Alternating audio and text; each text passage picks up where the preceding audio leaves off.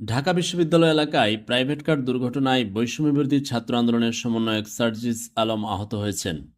বুধবার রাত 9:15টার দিকে ঢাকা বিশ্ববিদ্যালয় এলাকায় ব্রিটিশ কাউন্সিলের সামনে দুর্ঘটনাটি ঘটে। আহত অবস্থায় তাকে ঢাকা মেডিকেল কলেজ হাসপাতালে তাকে প্রাথমিক চিকিৎসা নেয়। আহত সার্জিস আলম জানান, তিনি ঢাকা বিশ্ববিদ্যালয় দিয়ে বাংলা মোটর কেন্দ্রীয় অফিসে যাচ্ছিলেন। এই পর্যন্ত এখন নিউজ কাভার হয়েছে বিভিন্ন মিডিয়াতে। ব্রিটিশ কাউন্সিলের সামনে আসলে একটা শিশু গাড়ির সামনে দিয়ে দৌড় দেয়। স্বাভাবিকভাবে তখন তাকে বাঁচানোর জন্য তিনি আহ, তখন ওই প্রাইভেট কার সজোরে ব্রেক করলে আইল্যান্ডের সাথে ধাক্কা লেগে আহত হয়। শিশুটা বেঁচে যায়।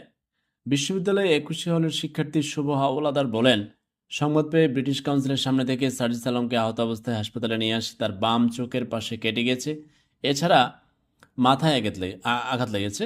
ঢাকা মেডিকেলের জরুরি বিভাগের কর্তব্যরত চিকিৎসক ডাক্তার জাবির হোসেন বলেন, সমন্বয়ক সার্জিস আলম